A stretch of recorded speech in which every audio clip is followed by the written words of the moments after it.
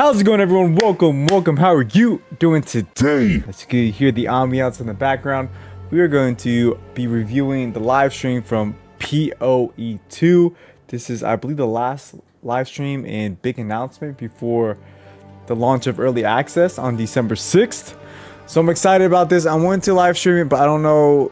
It's 3 p.m. here. I have work at 4, so I only could be like live stream for 30 minutes. I didn't want to miss anything, so I'm doing a video, and when I have to cut off, I'll just go back and record more and finish this live stream. I'm super pumped about POE2. It's a game I've been looking forward to all year long, so let's get to it. All right, we have 10 seconds. Are you guys excited? I'm super pumped about this game. I'll probably playing the mercenary. I don't know.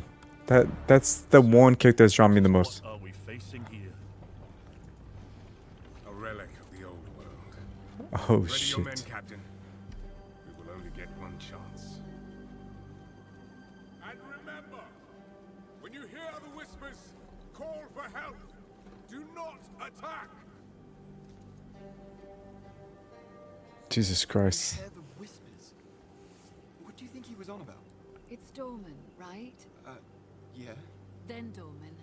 Shut your damn mouth.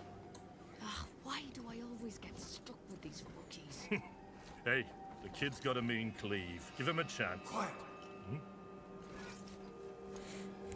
This is freaking cinematic though.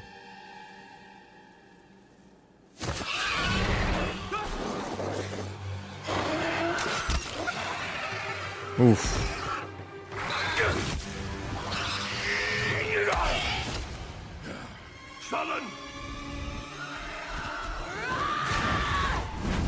Oh shit.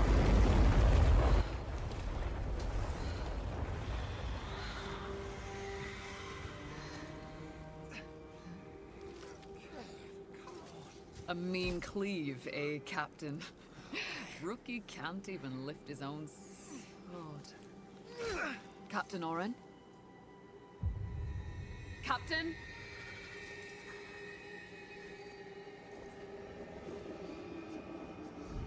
It's here. Rain! Send the signal! What the fuck? Rain! Oh shit. On my back will be blade up! Come on. I'm ready.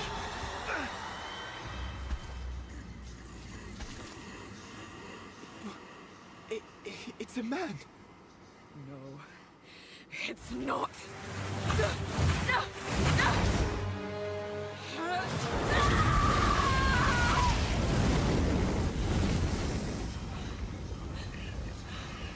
Oh, didn't get him. Run.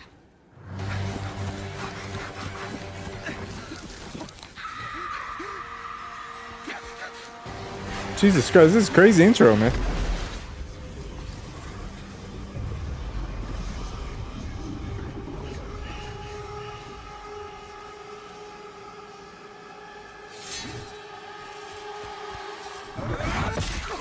Oh, Jesus Christ. Captain! Captain!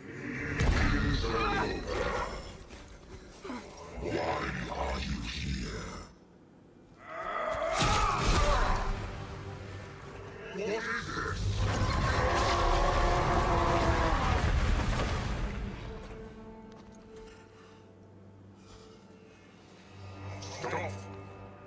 Humanity isn't ready. On your feet, lad. Sir, the captain, You'll be fine. Here. Look at that out of here.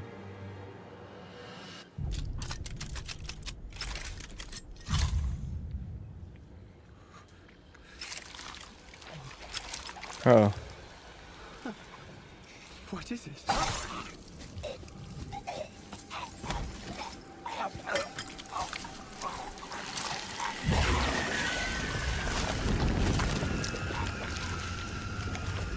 Get the body. Jesus Christ. Mortal. It can still be contained. You don't know what you have unleashed. Your kind no longer control this world. We cannot destroy your body, it's true. but you will watch as we destroy everything you have built. Bind him!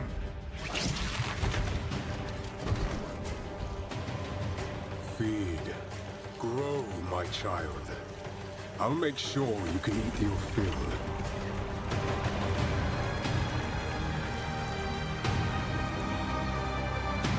Jesus Christ, man. I expect this.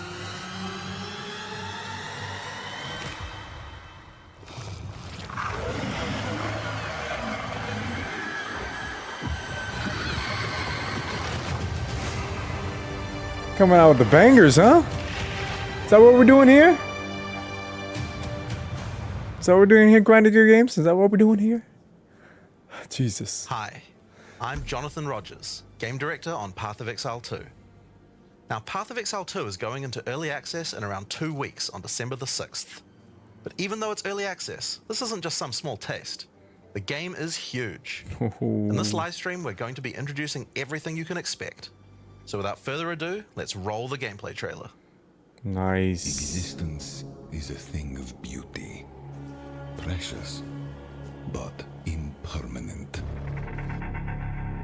Life and death are mortal enemies, and yet bound to one another. The continuation of life must be protected at all costs. Some have said, my methods are brutal. To this, I say, there can be no salvation without sacrifice. Oof. This is a class I want to play. Looks super fun. Monk 2 though.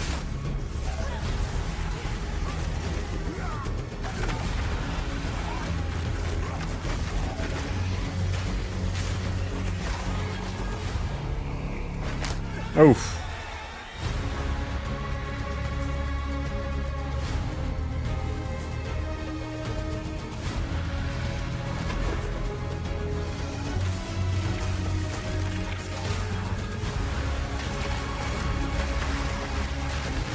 Hey.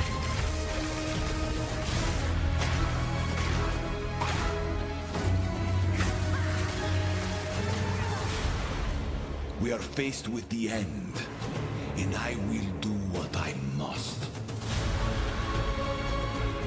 What is this? Oh, this is the chapter.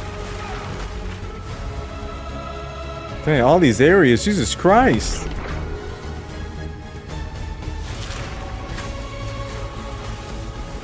There's so many areas, that's crazy.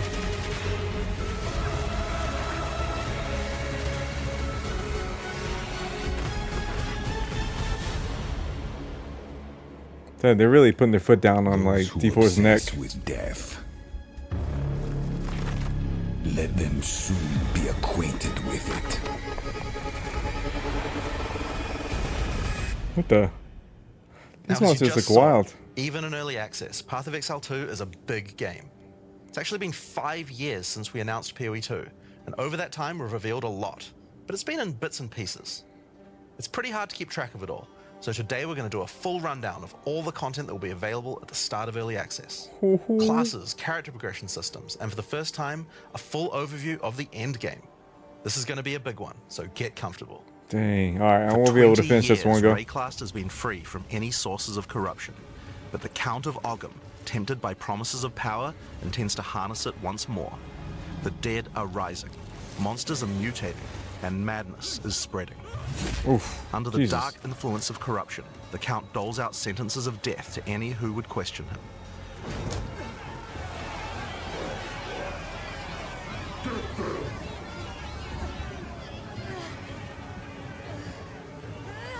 Right. And this is where you find yourself at the start of POE2. Explore the dark forests of Ogham, traverse the barren plains of the Vasteri Desert, Okay, we and wrote delve this. into the jungle ruins of Utsal, an ancient Val city. There are challenging monsters, hidden runes, lost camps and treasures, unique bosses. No two areas are the same. It falls to you to track down the seed of corruption, the source of all this devastation. Oof, Jesus. On the way, you'll face fearsome monsters, meet strange characters, forge unlikely bonds, and uncover lost civilizations. But first, you'll need to pick a class. Let's see what the classes Now, we got. early access will initially have 6 classes available. Let's have a look at them. The Monk is a fast and furious melee fighter. He dashes in and out of combat and has mechanics that involve building up and keeping momentum. Like all classes in POE2, you'll want to use a wide variety of skills to mix and match different combos. To get new skills, you will first need to find skill gems. Using a skill gem will open the gem cutting menu, which shows all the active skills available in POE2. Nice. You can choose an existing skill to level up, or choose to engrave a new one. Since this is a level 7 skill gem, even if you pick a new skill, it will immediately be level 7. Nice. So there's no harm in trying out something new. The Monk primarily uses the quarterstaff. There are 3 schools of martial arts: lightning, ice, Wind? and wind. We got Don't think you lightning. have to stick to just one. The best combos are going to involve mixing elements of all 3. Oh, nice. Let's try Killing Palm. Like many monk skills, this can be used to quickly take advantage of a specific situation. If there's an enemy on low life, you can use Killing Palm to dash to them and kill them instantly. This will provide a power charge. Then we can use a different skill to consume that power charge for a much more devastating attack. The Monk also has powerful combo skills. Tempest Bell, for example, is a skill that places a giant resonating bell. Hitting the bell causes it to ring, dealing damage to all enemies around it. You can also do things like freeze or shock the bell, which will add elemental damage to the strikes. Oh, nice. It's very cool. Monk also has a variety of abilities to empower his staff. If an enemy is close to being stunned, you can use Staggering Palm to punch them down. After that, any attack you do will shoot out wind projectiles. Whoa. There are 21 active skills for quarterstaves, so this just scratches the surface of the options that you have. By 21, endgame, you'll be nice. dashing from pack to pack, spewing projectiles and Not obliterating badass that screens looks of though. enemies with huge combo attacks. Throw them all in that piece. Now, if you like a style of melee that's a little slower but hits much harder, then the Warrior is for you. He pounds the ground with big chunky attacks and can shrug off the hits of small enemies with large amounts of armor. Even though the mace slams are slow, you never lose control. Longer attacks can be retargeted as you go. Nice. And if you find yourself committed to a long attack, you can dodge roll out of it at any time. Among the skill option for maces, you will find a variety of slams, fire attacks, war cries, and shield skills. Here, I'm going to slam the ground, rending it apart with lines of fire. Any slam skill will then cause these fissures to erupt with lava. I can even run through them with a skill like Stampede to do huge amounts of damage. Nice. The Warrior can also use war cries, which can empower your next skill. Seismic Cry, for example, will double any slams from your next attack. The Stampede counts as a slam, so I can double that for even more craziness. If you want to go a little faster and be a little more defensive, equip a shield. In POE2, you can raise your shield at any time to block all damage from the front, That's so even cool. spells. While holding up your shield, your stun meter will build as you take damage, so be careful. If it reaches 100%, your stance will break and you will be vulnerable. Oof. Some enemies also have unblockable attacks, which are indicated by this red flash. If you see one of these coming, make sure to dodge out of the way. How badass that is. Using a shield also gives you access to shield skills, like Shield Charge, which allows you to charge towards enemies and nice. stun them. While charging, you're also blocking the whole time, so you have full damage immunity from the front. Oh, shield bashing everyone. Warrior also has access to totems. Some totems have built-in abilities, like Shockwave Totem, which can be placed to stun nearby enemies and trigger aftershocks like those from the earthquake. Nice. But you can also get Ancestral Warrior Totems, which allow you to use any slam skill in your repertoire. This is a meta skill, which means that it's a skill you can put other skills into. I can take a slam like Sunder and socket it into my Ancestral Warrior Totem. Now when I summon him, he'll sit there and slam the monsters from a distance. Oh, nice. There are 20 active skills for maces, so there's a lot more to try out. But by endgame, you're going to be dropping hammers from the sky, leaping fearlessly into combat, and separating the very earth you stand on. Jesus, that's badass. Time for some ranged attacks. The ranger is primarily about the bow, but we wanted to make sure that she feels agile as well. In POE2, you can shoot while moving. Combined with all the skills the ranger has that allow you to jump around, you will have a lot of mobility in combat. Nice. Bow skills have a variety of lightning, poison, ice, and physical attacks. Lightning attacks bounce around between targets.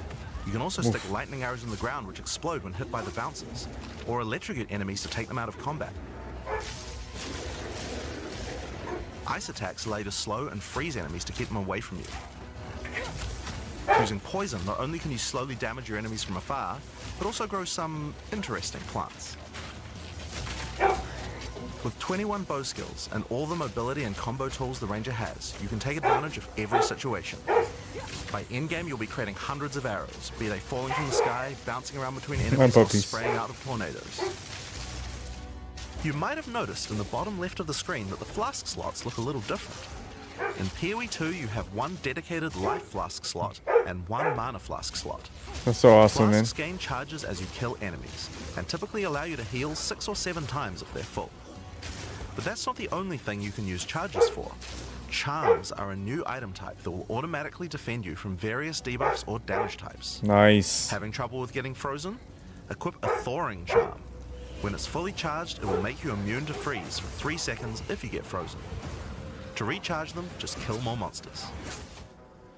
You can gain more slots for charms by upgrading your belt. That's pretty cool. The mercenary wields a crossbow that can be loaded with different ammo types, offering versatility, power, and mobility. This looks like a class out. I definitely want to try this class out. POE2 can be controlled with WASD, which makes this class play exactly like a shooter. For the crossbow, you will find skills that work like shotguns, sniper rifles, assault rifles, and even grenade launchers. But not only that, there are a wide variety of more interesting elemental ammos too. It's very fast to switch between ammo types, so long as you already have them loaded, which makes the mercenary able to combo abilities together for devastating effect. Use Glacial Bolt to create walls of ice to separate enemies, then switch to fragmentation rounds to explode the ice doing massive AoE damage. Boosh. If I come across an armored enemy, I could use armor-piercing rounds to break their armor, and then high-velocity rounds to take them down. Or perhaps I could fire a gas grenade to poison enemies before detonating the cloud with an explosive shot for massive damage. I'm excited about this game, man. It's gonna be If you fun. want to call in some suppressing fire, you can summon artillery ballistics. These have a minimum range, so you'll want to prepare My your puppies, position why are they before barking? moving in. Oh, There are nice. 22 active skills for crossbows. 22? By endgame, you'll be calling destruction down from the sky as Jesus. you litter the battlefield with grenades and pepper your enemies with your automatic shotgun. If you're looking to take a backseat and let your minions do the work, then the witch should be your choice. She can call forth hordes of undead monsters to fight for her, Who's the while witch? casting powerful chaos spells that debilitate her enemies. Occult skills are some of the most varied in the game, with skeletons, noxious spells, specialty minions, curses, and sacrificial magic. Before we talk about minions, we'll have to talk about a new resource in Path of Exile 2 called Spirit. Spirits. This is a spirit gem, which allows you to pick from a range of persistent skills. All classes have a variety of these skills which can add some very interesting effects. What's that got? Like Arctic Armor, which does cold damage to enemies that hit you, or Raging Spirits, which summon fiery skulls each time you cast a fire spell. For the Witch, though, we'll want to be using our spirit to create permanent minions. These minions will be revived automatically when they die, so you don't have to worry about resummoning them all the time. Not in that time yet. Hold on. Here, I'm using the skill screen to allocate which minions I would like in my horde. You can see the spirit cost of each one. Skeletal warriors are cheap, but weak, useful for tanking damage and distracting enemies. But I want more heavy hitters in my army, so I'm going to unsummon some warriors and instead add skeletal arsonists. Permanent minions come with special active abilities called command skills. You can order these guys to detonate your own minions. I was for like even more Necromancer, damage but I and don't know. It's too area of effect. passive to me. If For you me. want a bigger army, you'll need a Looks cool though. This new weapon type is imbued with even more spirit, allowing you to summon even more friends. And if you want an even bigger army than that, you can take advantage of corpses to summon true hordes of minions. But what can a witch do while her army is at work? Well, she has a range of chaos spells to spread disease amongst your enemies, or bone skills to impale them. Or, you know, you could curse them to make them weaker so your horde can take them down. Dang. There are 25 active occult skills. 25? By the endgame, you'll be the leader of a fearsome army of the dead, consuming everything in its path. The sorceress bends the elements to her will, using them to unleash devastation Oh, on her that looks cool foes. too. This classic spellcaster weaves a flurry of elemental magic from afar. The elemental skills have everything you might expect and more. Fireballs, icy explosions, lightning storms, you get the idea. Each spell is unique and has many different ways to build and Man, looks combo so those, badass, even man. between Elements? different elements. For example, Flame Wall conjures a burning line that not only damages enemies, but also empowers all projectiles that pass through it.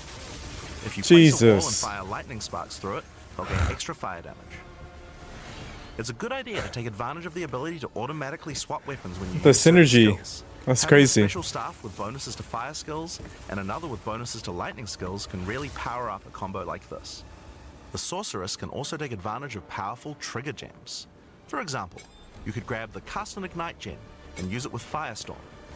As you ignite enemies, a counter will go up in the top left corner.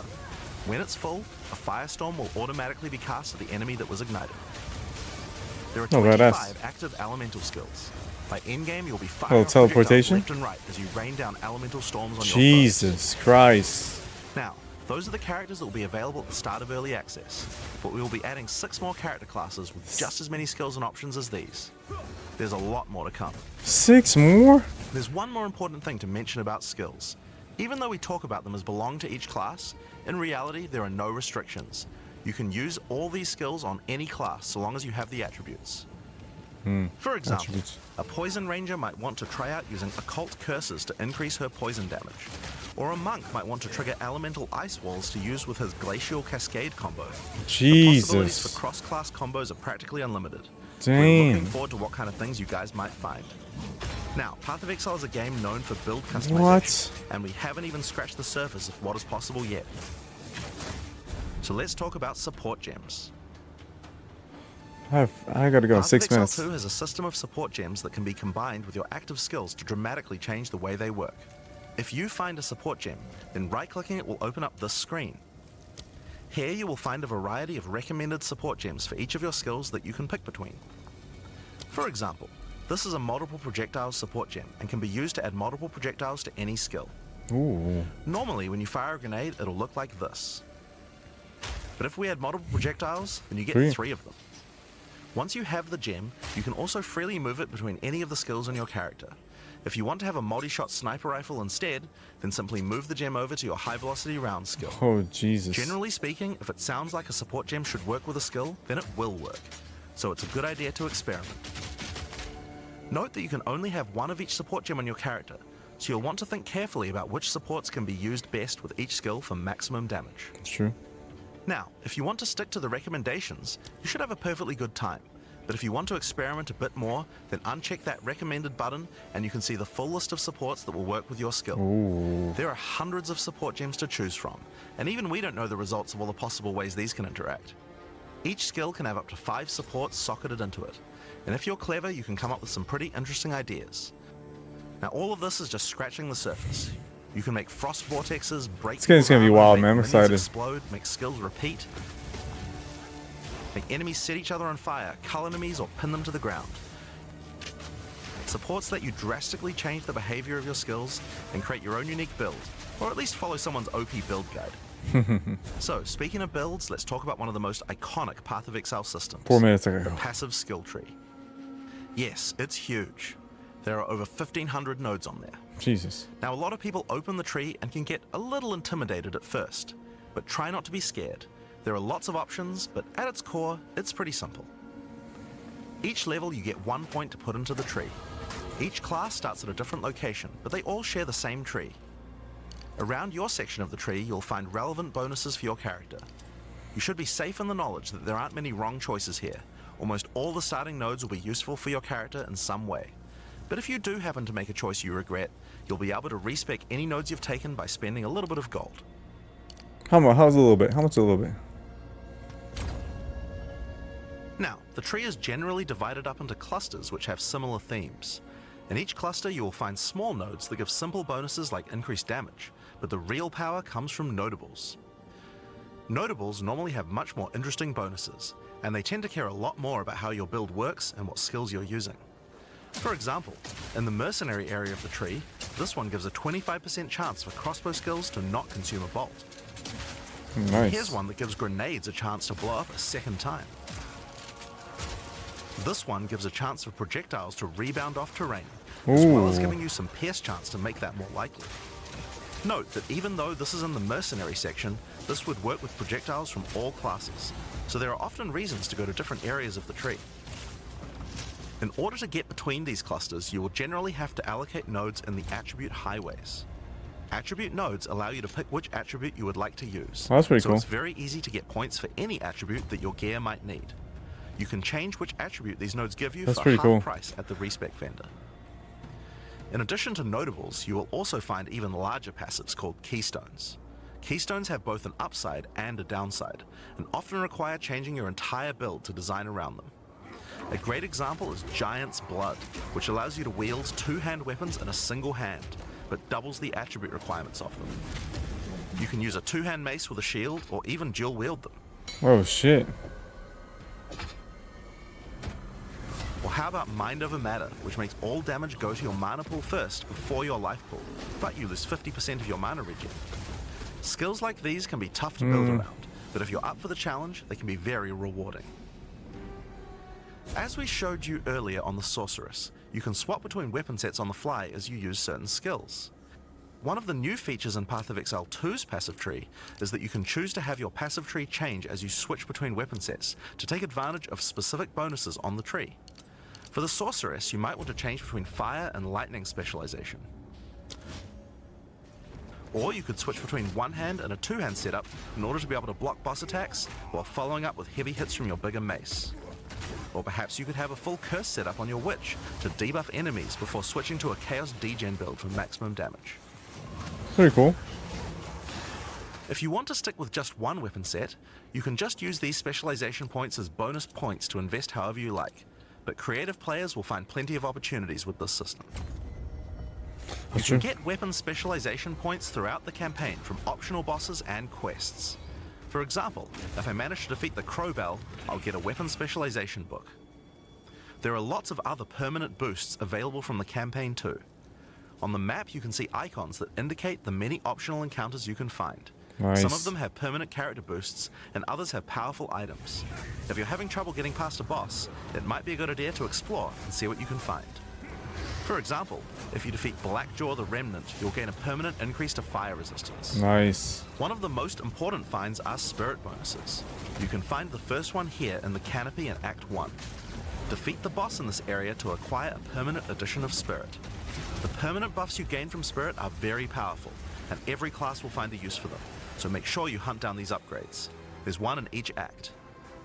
Now we haven't even talked about the most important. Alright guys, I'm gonna end element of here. character progression. Unfortunately, That's why items. we're all here, right? Go to items. I'll be right back and continue this video. See ya. Alright guys, we are back. I am back. Gonna finish this live stream. I guess we have about 27 minutes in, so we have over 30 minutes left. Let's get it. Normal, magic, rare, and unique. One of the things you're going to want to do as you play through the campaign is upgrade the items you find, and you can do that with currency items. An Orb of Transmutation will allow you to upgrade a normal item to a magic item with one mod. You can then apply an Orb of Augmentation to add a second mod, then use a Regal Orb to add a third mod, and upgrade it to a rare. Finally, you can use some Exalted Orbs to add more mods to your rare to a total of 6 mods. One of the things we think is really important is to make these options available to use as you play. All the items that add mods are much more common than they were in Path of Exile 1, so that you can use them throughout your campaign playthrough. Nice. We want you to find things on the ground that can be crafted into upgrades much more frequently. As well as making the drop rates on these items much more common, you can also get them by disenchanting unwanted gear at the magic item vendor. If you disenchant magic items, you can build up to an Orb of Transmutation, and by disenchanting rares, you can build up to Regal Orbs. Another important area of crafting items in POE2 is sockets. Some items you find will have sockets that can have Ezomite runes placed in them that add more mods to the item. Ooh. If I insert this glacial rune into my helmet, it will give extra cold resistance. This is a great way to solve problems that you have with your build, like resistances or damage. If you find socketed items that you don't have a use for, you can take them to the salvage bench in town to work towards an Artificer's Orb. This will allow you to add sockets to your existing items. Nice. Body armors and two-hand weapons can have up to 2 sockets, while the rest of your armor and one-hand weapons can only have 1 socket. You pretty can cool. also salvage items with quality to create items like armor scraps or whetstones. These will allow you to increase the quality of your items for an up to 20% boost. Nice. If you don't want to disenchant or salvage your items, you can always sell them for gold. Gold can be used to buy items from vendors, and we've tried to do a lot to make sure that the items they have for sale are actually useful. Every time you level up, they get more stock, so make sure to check back often. That's cool. Other vendors offer a gamble. Pay a flat amount of gold and you'll get a random item of a specific type. This could be a great way to improve your gear, if you're lucky. Gold is also used to respec your passive skills. Take advantage of the system to experiment with your tree and rework it as required. I wish there wasn't a currency. The other thing you might want to use you gold have for to is like the currency exchange. use money to. This allows you to exchange your tree. currency items with other players on an open market, in exchange for a small gold fee. Now, all items in Path of Exile Oh, we're are back. freely tradable. We never bind anything to your character, except gold. Like I said, I wish that they didn't have you respecing stuff. Now, Shouldn't most cost gear in Path anything. of Exile 2 is randomly I don't like- generated. get why they There's do that. another type that isn't. Uniques. They are especially rare, each with a handcrafted set of unusual mods which can dramatically change a character's build. They're not just better rare items, they can do much stranger things that can fundamentally change your character. Corpse Wade will make any corpses you run through explode into clouds of poison. The Sands of Silk is a body armor that changes your dodge roll into a blink, morphing you into sand as you teleport past your foes. That's pretty cool. And of course, some uniques are just pure hits of dopamine, like Quill Rain, which just turns your bow attacks into full auto by doubling your attack speed. Nice. Each unique is something that you can build your character around. We try to make sure that most unique items have a potential use at endgame, even if you find them early on. And as you can see, every single unique item comes with custom art to match. Nice. The last character progression system that you can do during the campaign is Ascension. Starting in Act 2, you will come across Ascension trials, tests that you must complete to unlock your Ascension class. We'll explain these trials soon, but first let's take a look at what Ascending can do for your character. Each class has access to 3 Ascendancy classes, but at the start of Early Access, only 2 per class will be available. Ascendancy classes are unique to each character class, so choose wisely. They can drastically affect how you build your character. As a sorceress, you could become a Stormweaver, a master of the elements. Nice. Tempest Caller causes elemental storms to be summoned each time you do a critical hit with a spell. With Strike twice, you can stack 2 copies of Shock for more damage, and going deeper into the tree, you can make all your damage types apply Shock. Make a Shock build from any skill. Alternatively, you could become a Chronomancer and command time itself. She literally has the ability to stop time with Time Freeze. Dang. Not only that, but she has many other time manipulation abilities. Not Using badass. Temporal Rift, she can teleport back to a previous location, resetting her life and mana back to what it was. Or with Time Snap, she can reset all her cooldowns and cast all her spells again. Damn. On the Warrior, you can choose between the Warbringer or the Titan. The Warbringer channels the might of his ancestors to gain tremendous power. Using Answered Call, you can summon ancestral spirits linked to each of your totems. With That's Jade cool. Heritage, you can encase your body in a protective layer that absorbs all damage until it breaks. Warcaller's Bellow allows you to explode the corpses of your enemies. And with Great Wolf's Howl, you can ignore the cooldowns of your war cries. Let all that anger out. The Titan class is all about hitting big. With Earthbreaker, every slam is Jesus. a chance to create an aftershock. With Crushing Impacts, every hit becomes a crushing blow, which will allow you to stun your enemies with ease. That's badass, man. With Surprising Strength, you can take advantage of stunned enemies to deal 40% more damage. As a ranger, you might choose to be a Deadeye, an expert markswoman who can take down foes with style. With Endless Munitions, every attack gains an extra projectile. With Gathering Winds, she gains a small increase to movement speed with every attack, but be careful, she loses them when getting hit. With Eagle Eyes, she will never miss, allowing you to stop wasting all those passive points on accuracy. Oh, nice. Alternatively, you could become a Pathfinder, the master of flasks and poison. She can choose from one of several throwable concoctions, allowing her to spend her flask charges to throw explosive bottles that deal various types of damage. A bleeding concoction will make your enemies bleed, while a fulminating one can shock your enemies, allowing you to do extra damage. Contagious contamination allows her to spread poisons between her foes, while overwhelming toxicity doubles the number of stacks they can be infected by. Running Assault allows her to move much more quickly while firing, while Relentless Pursuit makes her totally immune to being slowed by enemies. That's pretty cool. The Witch can ascend into the Infernalist or the Blood Mage. As an Infernalist, she can summon a loyal Hellhound companion. The Hellhound sets enemies on fire, as well as taking a percentage of the damage if the Infernalist gets hit. With Pyromantic Pact, you can turn your mana into Infernal Flame. As you cast more spells, the flame builds up, and if it overflows, you'll take damage. Using Bringer of Flame, you'll want to make sure you keep the flames topped up. While your Infernal Flame is above 30%, all damage from you and your minions will ignite enemies.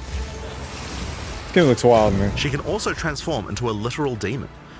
Jesus. While in demon form, she takes an increasing amount of damage, but her cast speed and damage increase rapidly as well. So if you're planning on transforming into a demon, make sure you stack a lot of life recovery. She can also become a Blood Mage, a master of life and energy. Dang, that's pretty cool. All Blood Mages must pay the price of making skills cost life as well as mana, but in exchange, every monster they kill will drop life remnants, which allow them to quickly gain back that life. Nice. With Crimson Power, she can gain large amounts of extra life, and with Jeez, Vitality every class looks Siphon, she can badass, use her man. spells to leech life back as well. Once you've got a significant amount of life, D4. you can use Gore Spike to make your critical hits notes. deal incredible amounts of damage. Take notes. A monk who is in tune with the elements might become an Invoker. With Elemental Expression, the Invoker will create waves of elemental power each time he does a critical strike. With Faith as a choice, you gain the ability to meditate, allowing you to double your energy shield. Choose between I am the Blizzard or I am the Thunder to specialize in cold or lightning. And I Shall Rage will allow you to turn into an unbound avatar. Each time you apply a status ailment to an enemy, you gain Unbound Fury. When you have enough, transform into an avatar to deal way more damage and inflict even more elemental ailments. Some monks choose to reach into the darkness instead. The Acolyte of Chayula can exchange their mastery of spirit for darkness, a resource that can be utilized to both absorb and deal damage. The Shroud of Darkness will protect you from all damage incoming, but if you take Grasp of the Void, you will deal extra chaos damage from all the darkness you have. Their Dark Pact offers greatly increased resistances to chaos damage and can allow their mana leech to not only happen instantly, but apply to their energy shield as well. Another node you can take is Waking Dream, which allows you to see into the domain of the Breach Demons. There you will see the Flames of Chayula that can be taken to gain life, mana, and damage. The Mercenary has a job to do, but which job suits you? You might choose to become a Witch Hunter. Obsessive Rituals will give you a sorcery ward, allowing you to defend yourself against elemental hits in exchange for less defense against attacks. With Zealous Inquisition, your enemies have a 10% chance to explode on death. The chance is doubled against I'm going demons and freaking undead. mercenary, man. With Judge, Jury, and Executioner, your initial hit against enemies can deal up to 30% of their life and damage, if you're lucky. Whoa, dang. This is great for hunting powerful bosses. And with Witchbane, you can break your enemy's concentration, preventing them from casting spells as often as they would usually do. You could also choose to become a Gemling Legionnaire, enhancing your abilities by embedding gems directly in your flesh. Integrated Efficiency will give you extra skill slots. Thermatological Infusion gives you extra maximum resistances as you sock up more and more support gems. Damn. Adaptive Capability allows you to use any color of gem without worrying about attributes, while Crystalline Potential adds extra quality bonuses to every gem socketed into your character. So those are the Ascendancy classes for the start of Early Access, but one thing we haven't talked about yet is how you ascend in the first place. Ascension in Path of Exile 2 requires completion of one of the Great Trials, which you'll find as you progress through the campaign. Each one is associated with one of the major cultures of Rayclast. Located in the Vasteri Plains are the Maraketh, a culture of rich tales and brutal traditions, who must do whatever it takes to survive in the desert. The highest position in Maraketh culture is a Sekima, Jesus. and it is not a title given freely. This game, All man. aspirants must complete the trial of All the the visuals Sekimas, are freaking stunning. a grueling gauntlet that will test their strength, will, cunning, and patience. To enter, a warrior of the Maraketh must prove their worth by trapping the soul of a djinn in a coin, and you are no different. Once you have earned your coin, it may be placed on the relic altar to begin the trial. In the Trial of the Seconders, each room has its own challenges to overcome. In this room, each rare monster you kill will send its blood to the chalice in the center of the room. Once the chalice is filled, you will be able to proceed. Okay. While fighting monsters in the trial, you will need to be very careful. Each hit will not only hurt you, but will damage your honor. The monsters are well telegraphed, so that you can avoid their attacks, but if you run out of honor, you will fail the trial and need to find another coin in order to try again. What? It is a good idea to make sure that you are well prepared before challenging the Trial of the Seconders. After each room, you will be rewarded. In this case, you have been given a key that can be used to unlock chests later in the trial. Nice. Once you have claimed your reward, you will be shown a map of the rest of the floor and may choose how you wish to proceed. Which challenges would you like to little face, roguelike and which action. rewards do you want to claim? Some rooms are more dangerous, afflicting you with debuffs that will persist for the entire trial. For example, entering this room will afflict you with Spiked Shell that will cause all monsters in the rest of the trial to have 50% increased life. You will want to take care if you choose such a path. There are many different challenges and rewards as you journey through the Pretty cool, trial. like little roguelike Deadly action. traps, waves Roguelike of action. monsters, In your time, too. strange artifacts will test your honor. As you That's awesome. progress, you'll be able to gain boons from the Jinn, which will help you on your journey. For example, the Sekima's cloak will revive you once if you die, giving you a second shot at a run. One of the rewards you may find is Sacred Water, an extremely valuable and treasured resource to the Jinn and the Maraketh. Trading it with the Jinn will allow you to receive many benefits. You can recover honor, gain additional boons, or remove afflictions. Pretty cool. At the end of the floor, you'll find a powerful boss which will truly test your limitations. In order to ascend, you will need to defeat him. Got it. Let's wreck his life.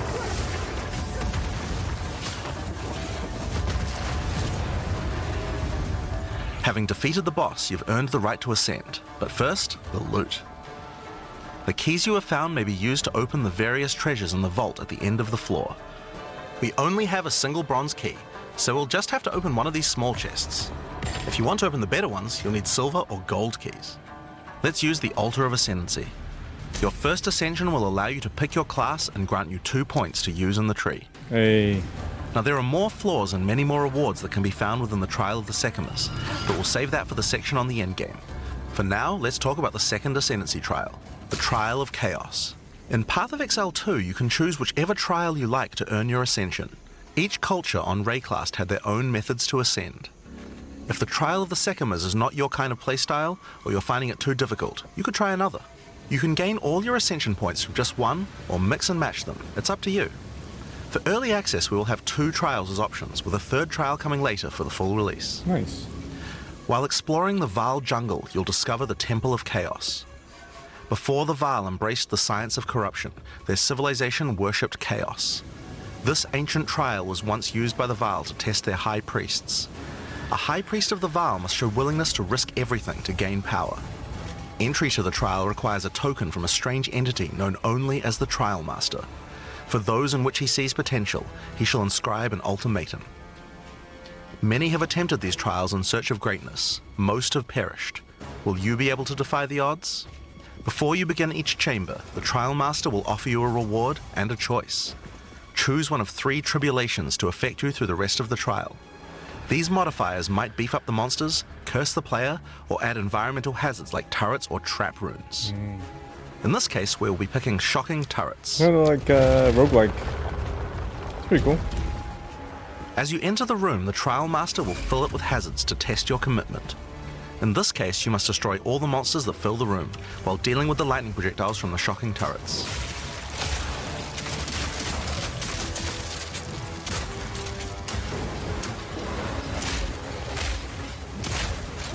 I don't know, man. Do I go freaking mercenary or warrior?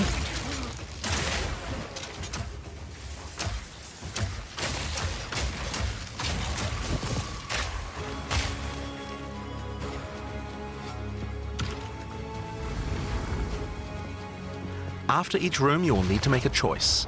Take the rewards you have earned so far, or go double or nothing. Increase your rewards, but take on more risk. Each tribulation you add is minor on its own, but they quickly stack on top of each other and can become overwhelming. There are many types of chambers in the trial. Each will test your resolve in different ways. I like this. This one simply requires you survive for a certain amount of time. Oh, what's that? Another requires you to escort the stone idol through the level as elevators full of monsters descend to attack you. Should you be able to get through the first 3 chambers, you will face your first boss. The order of the bosses is random, and combined with the tribulations you have selected, the fight will never feel the same. After defeating the boss, you may claim your rewards. Of course there are the items, but you also gain the right to ascend. If you already did the Trial of the Secondments, then you can claim 2 more points to add to your Ascendancy class. Now it's possible to go much deeper. There are more bosses, rewards, and risks to take, but we'll talk more about that when we get to endgame. So how about we talk about that now? Game structure. So far we've only been showing you footage from the campaign, but some people would argue that the endgame is where the game truly begins. Something that happens almost every time a new action RPG launches is people saying, there isn't enough endgame content. Well, we want to make sure that in POE2 people don't feel that way, and we actually only changed our development priority for this recently. The first 3 acts of POE2 already take around 25 hours to complete if you're a new player. This is already a pretty significant campaign. On the other hand, people spend hundreds of hours in endgame each league. We realized that finishing the rest of the campaign for early access was actually a bad idea. Instead of having acts 4 to 6 in early access, we could concentrate on endgame and make that great. For new players, a 25-hour campaign is already a huge game with lots of content. But for existing action RPG players, what you mostly care about is all the endgame challenges to overcome. So several months ago, we switched the entire development team's focus over to making endgame content. At the start of early access, there will be 50 bosses and around 400 monster types. But the great thing is that the rest of the game is like 80% there. We'll be adding content to roughly double the size of the game during early access and into release. Now, in order to make the endgame happen at the same character level as what it would be after we added the rest of the acts, we've added a second difficulty level called Cruel, where you repeat the campaign with all the monsters and bosses leveled up. And of course, new rewards. You can kind of think of it as like a new game plus. It's also a lot faster to get through the content the second time as your clear speed increases. That will take you to around level 65, where the endgame begins. Oh. Once we add the remaining 3 acts, we'll be removing Cruel difficulty, so you'll progress straight from the end of Act 6 to endgame. But what is the endgame? To explain that, I'll hand over to Mark. He can tell you all about it. Hi, I'm Mark Roberts, Game Director on Path of Exile 2. Well, one thing that Path of Exile is known for is having a lot of distinct endgame content to choose between. Each endgame mechanic needs to have its own progression system, areas, bosses, rewards, and player power that can only be gained from that content. We are going to be adding a lot more over time, but for Path of Exile 2 we decided to start with 7 distinct systems you can progress through. This is the Atlas, and it serves as the core of the endgame for Path of Exile 2. It's infinite and expands in all directions. That's crazy. Now, we are not going to spoil the plot too much here, but corruption from the beast has blighted the land, and your objective is to help fight it. In the center of the Atlas you will find the Ziggurat, a temple in which the Vaal research the fundamentals of space and time. Here, we can open portals to nearby locations and begin cleansing corruption and finding resources. In order to power the portal device, we will need waystones. Each waystone has a tier which will determine the level of the monsters that you will face. To go to an area, simply click one that is adjacent to an area that you have already completed. Insert the waystone and click Traverse. Portals will open, allowing you and your party to travel to the area you have selected. All the areas in the endgame feel distinct from the locations in the campaign, and we have dialed the randomization up to 11. The monster packs you will face in each map are totally random, and the combination of them can lead to some very interesting combat situations. There are over 400 monster types in early access, and they have a lot of varied and interesting abilities. Jesus, Depending 400. on which combinations you face, you might find some serious challenges.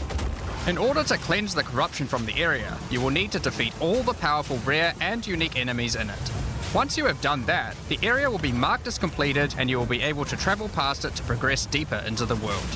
If you die, then the map can no longer be run, and you will have to find another way around to get to the areas behind it.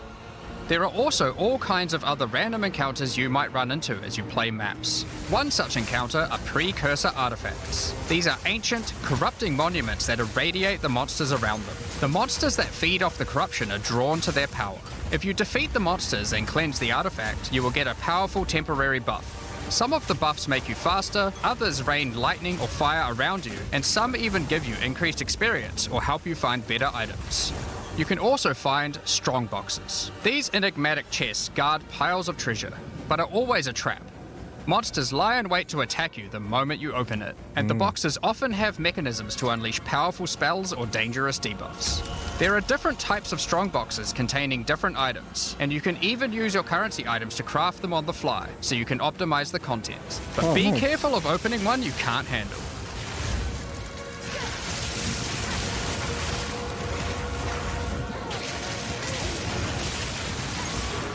Sometimes you'll discover monsters frozen in essences, solidified crystalline corruption. These dangerous monsters can be broken free. If you defeat them, the essence they drop can be used to upgrade normal items to magic items with a guaranteed mod from a category.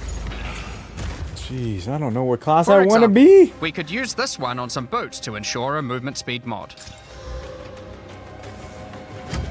Rarely, essences will also drop that allow you to upgrade magics to rares, adding the guaranteed mod.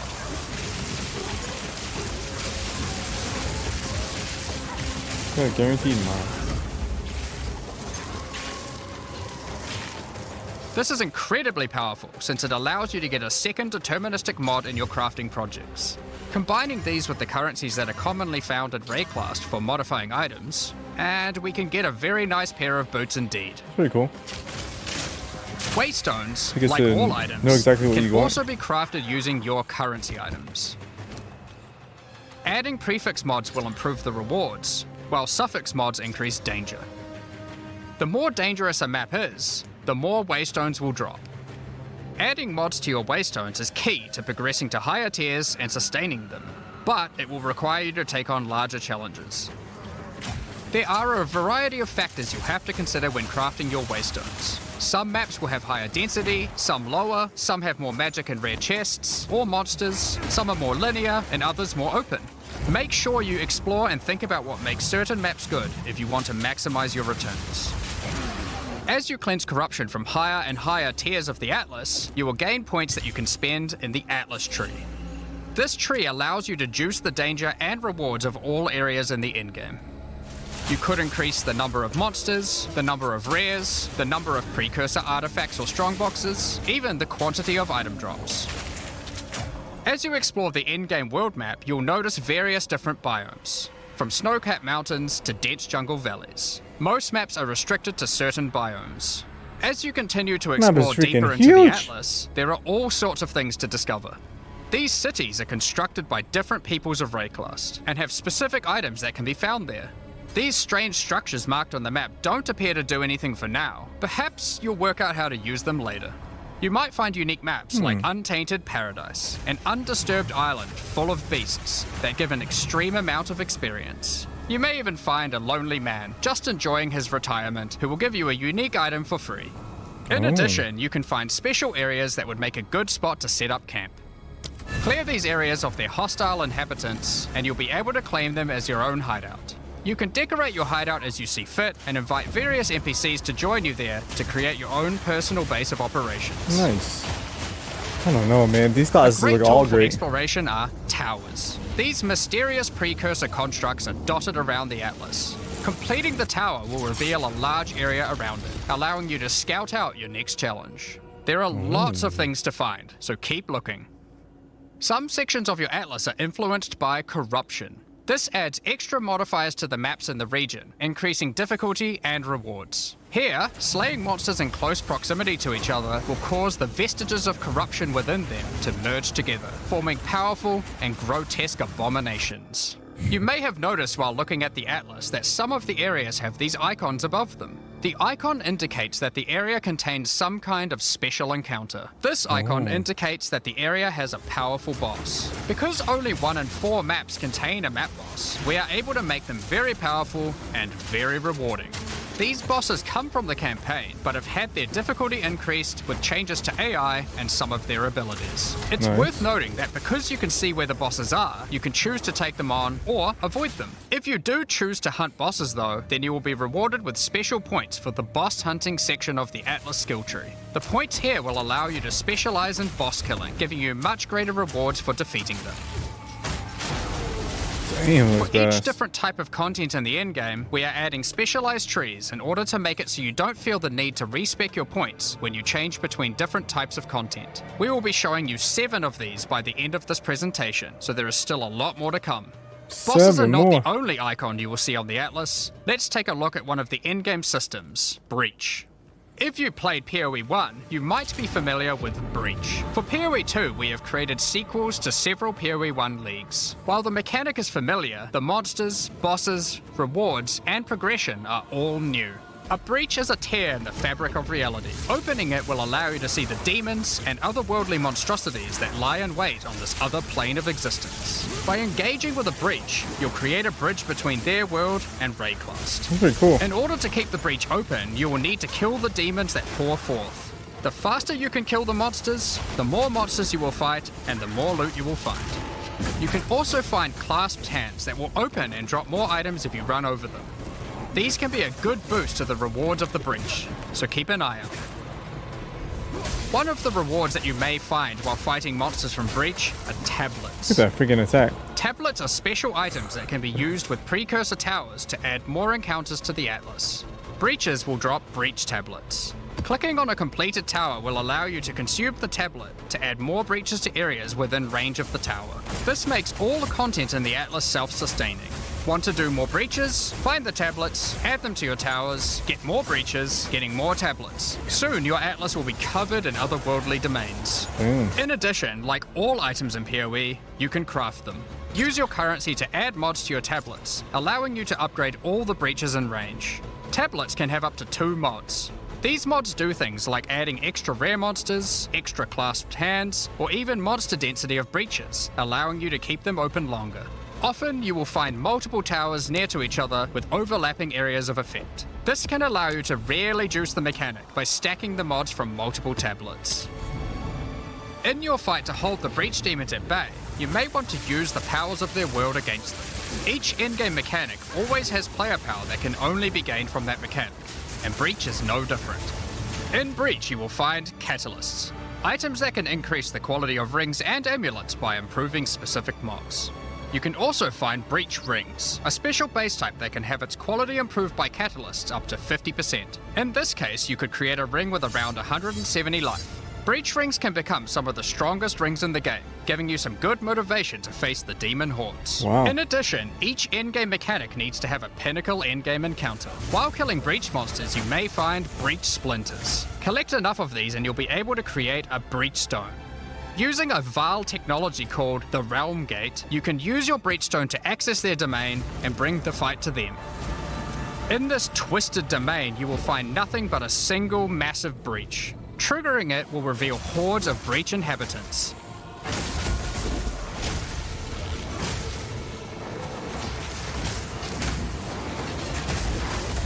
Whoa. And should you be fast enough, you will be able to fight their leader, Zesht. We that are one. We that dreamed.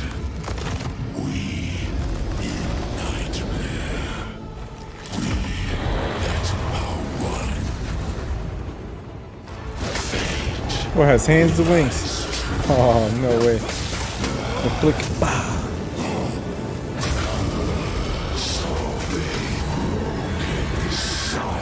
This monk is taking no damage off this dude.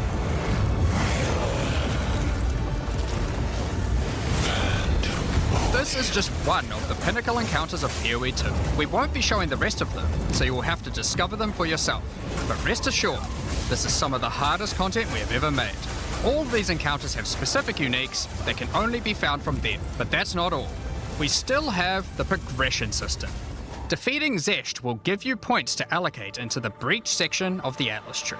Allocating these points will make breaches and the breach domain even harder, but will give you more rewards. The small nodes will increase the difficulty of the twisted domain, while the large nodes have more specific bonuses. For example, this node adds more clasped hands to your breaches, and adds a pack of magic monsters that can guard them. Get some more points and you can allocate Waking Nightmare, which will double the number of splinters you get from clasped hands, and inflict you with a mysterious debuff. In order to earn more points, you will need to defeat Zesht at a higher difficulty, and some rewards from Zesht can only be found by increasing the difficulty of the Twisted Domain above certain thresholds.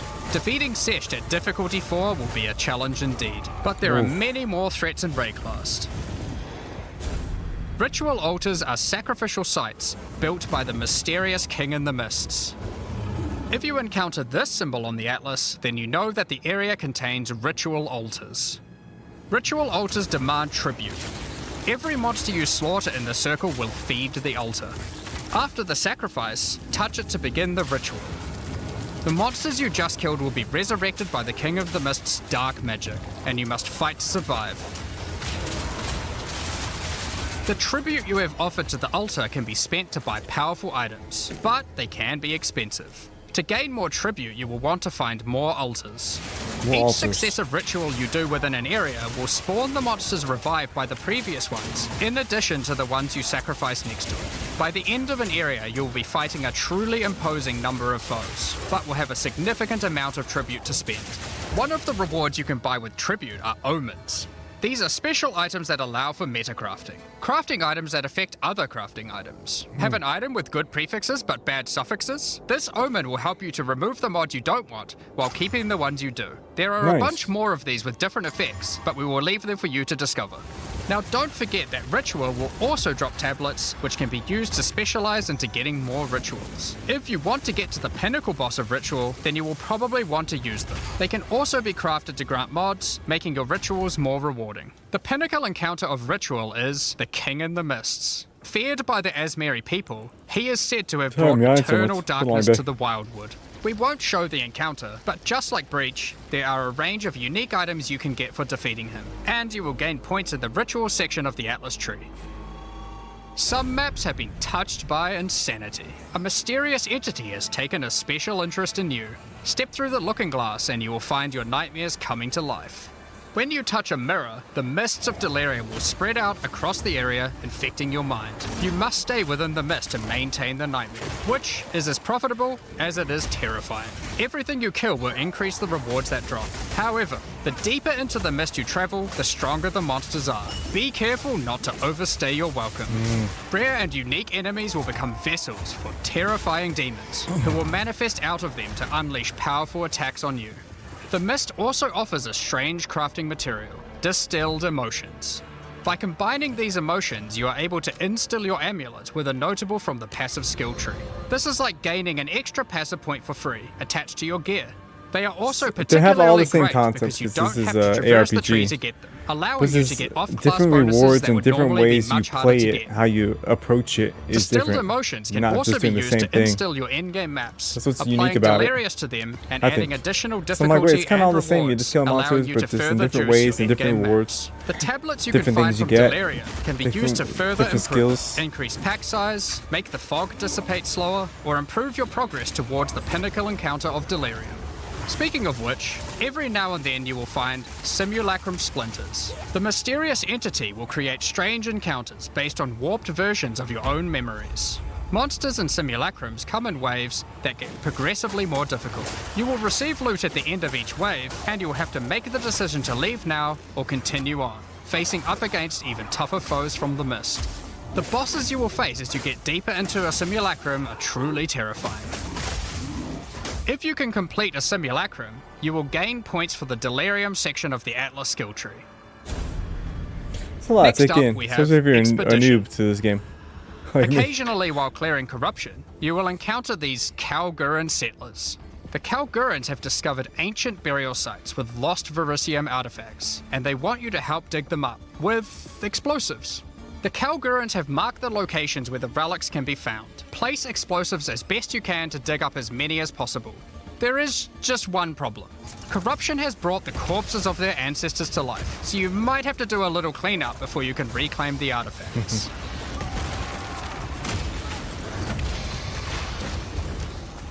You can also find remnants, the destruction of which will further anger the restless dead. Each one you blow up will make the subsequent monsters more powerful, but also more rewarding. Danig, Rog, Tujin, and Gwenin will exchange the artifacts for useful items and runic magic. You can also find tablets to increase the number of expeditions and the rewards. This one increases the radius of explosives, while this one increases the number of remnants you will find. Eventually, you might discover a logbook. These are special maps full of buried treasure and relics. Essentially, one giant dig site. So much to do in this game. Here, you Jesus can create Christ. an extremely long chain of explosives and go through a very high number of remnants. But be careful. Many remnants have mods that can really brick your build, so you will probably want to avoid these ones. If you add too many remnants, you could easily make the encounter harder than you can handle. There are all sorts of interesting things buried under the ground in logbooks. You might find dripping caves and hidden pirate caches. But the most powerful encounter is Olroth, the ancient undead commander of the Knights of the Sun. Defeating him will grant you unique rewards, as well as points to spend in the expedition section of the Atlas Good tree. animation. So those are the in-game systems on the Atlas, but we are not done yet. The trials we talked about earlier have much more content when you get to endgame too. Just like the other endgame systems, they also have progression mechanics, unique rewards, and player power that can only be gained from them. As you get higher level coins for the Trial of the Sycamores, you will unlock more floors to explore. Each floor has its own challenging rooms and a floor boss that you will need to kill.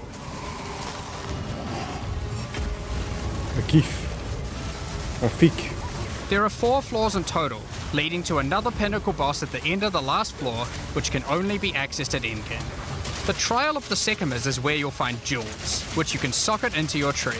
These are like passives that you can craft with your currency items. They can be really powerful as they allow you to stack modifiers that may not be easily accessible on the tree normally.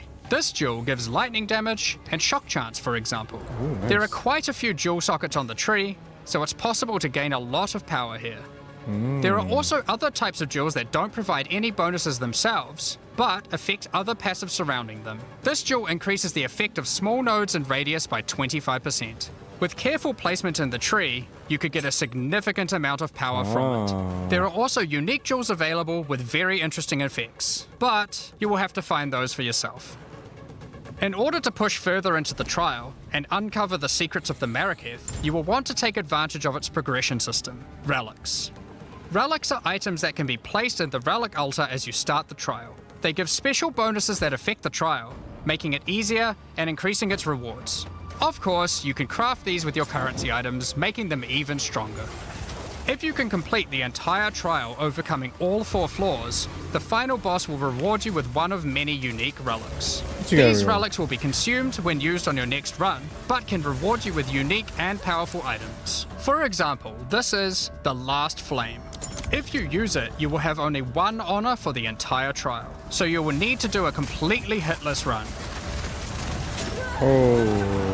The Trial of Chaos also extends into the endgame. As you gain inscribed ultimatums of higher and higher levels, the number of chambers that you can go through increases. In true Val style, this allows you to take even more risks for even more rewards. At endgame, you can progress through up to 10 chambers with 3 bosses on a single run. Stacking 10 tribulations on top of each other will make this a significant challenge, but it's worth it. The Trial Master will tempt you with items of the Val Empire, such as Val Orbs. Val Orbs are powerful crafting items that corrupt your gear with random, mysterious outcomes. Corruption prevents an item from being modified further, so it has to be the last step of your craft, but it's also the most impactful one. For example, if you use one on your body armor, it might add a new powerful enchantment, or it might re-roll up to half of its modifiers. Val Orbs also have the ability to add a socket, allowing you to bypass the normal restriction of how many sockets an item can have. A body armor could get up to 3 sockets this way, allowing for a significant number of mods. Damn. Val Orbs can even modify uniques. Adding enchantments or sockets to uniques can make them incredibly powerful, but there is a good chance that you will break them as well. The Trial Master will also occasionally offer you soul cores. Originally Not formed good. by Chaos, the Vaal sought to replicate soul cores through human sacrifice rituals and blood magic to power their civilization. Soul cores are powerful socketable items, with mods that cannot be obtained from regular runes. Like all endgame content, there is of course a pinnacle boss. The final chamber will drop keys to this mysterious door. Some say this is where the Trial Master himself resides. Perhaps you are willing to take the risk to find out. Had enough yet? Because there is still just one more thing. The most difficult content in Path of Exile 2. While mapping, you might come across this fortress that has emerged from underground, surrounded by an enormous maze riddled with danger. Is the maze preventing something from getting in, or something getting out? This fortress is of ancient origin, and its construction has similarities to the towers and tablets that you have been using on your journey through the endgame. It is clear from the entrance that there are 3 keys required to enter. Local factions are vying for access to the fortress in order to seize the power they believe will be inside. Each of the faction's leaders have managed to get their hands on one of the keys, so you will need to defeat them. Each faction is led by an Uber Act boss. You can see one of them inhabiting the city, but in order to fight him, you will first need to defeat their 2 lieutenants in the adjacent zones. Be careful. If you fail against either of the lieutenants, or to kill the leader, they will move on, and you will need to find them again. Kill all the Uber bosses and you will gain access to the fortress. We aren't going to spoil it as we can't wait to see you guys attempt it for the first time. But is there a tree you get points in after killing it? Of course there is. This is Path of Exile. There is always another tree. Dang. So these are your challenges for POE2. As you can see, this project is crazy huge. Way bigger than even we expected when we started out. But how do you gain access? Well, during early access you'll need a key to get in. To thank our existing POE supporters who have spent more than $480, we'll be giving you guys a key for the PC version for free. Anyone else who wants one can get one by purchasing one of the new early access supporter packs that have just been released to the store. If you just want early access to POE2, then you can get a key in the $30 early access pack. The pack also comes with $30 of points to spend in the MTX store. But we also have a variety of other supporter packs filled with exclusive microtransactions, points to spend in the store, and even physical items. The cosmetics can be used right now in POE1 and in Path of Exile 2 when early access starts. Most of this footage has been recorded in Path of Exile 1, since that's where you can use them immediately. Nice. The Lord of Ogham supporter pack contains a cosmetic armor set befitting of the Count of Ogham himself. There is also a matching back attachment which has an alternate variant depicting the influence of corruption. Also in this pack you can find a portal formed of the rusted armor of the fallen soldiers in the Red Veil of Ogham, What if I only and get the through all the offspring supporter of a back vicious stuff? Crowbell boss found in the hunting grounds.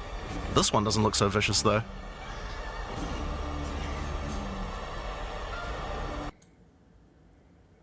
End Spear Skin. This spear skin can be applied to staves and war staves in Path of Exile 1. Liberator of Rayclass supporters will also get a set of varied weapon skins. Transactions will be available to use. If you can't decide which supporter pack to choose yet, you can always start with the early access supporter pack that just includes a key and some points to spend in the store. Then you can upgrade to any of the following tiers at a later date. Nice. These supporter packs will be available for purchase throughout early access.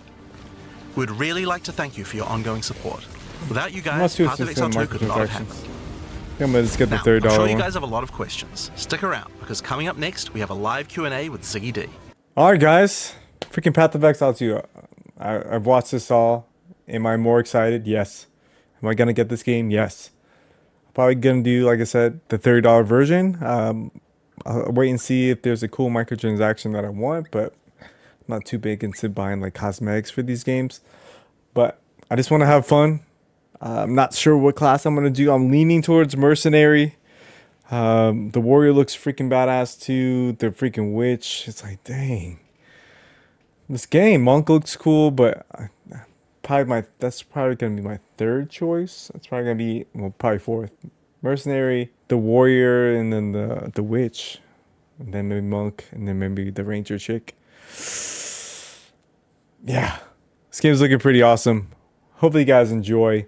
Hopefully you guys enjoy this. Just a PoE noob, just excited to jump into PoE2 for the first time with everybody else. A lot is going on here. From a newbie like me, it's a lot to take in. So I was kind of like just take it in face value, and then I'm just gonna really dive in once I get to that content, really look into it, because I don't, it's like overwhelming at sometimes. But so just when it gets to end game, I'll look more into that and dive into that content when that comes. I'm just gonna enjoy the first 2 zones, or chapters, act 1 and 2 and 3, and then, you know, do the harder versions of them, choose my ascendancy class, and just go from there. So I got some time to pick what class I want to be. But yeah, hope you guys enjoyed. Stay resistant, stay rising. Love y'all. Till next time. Peace.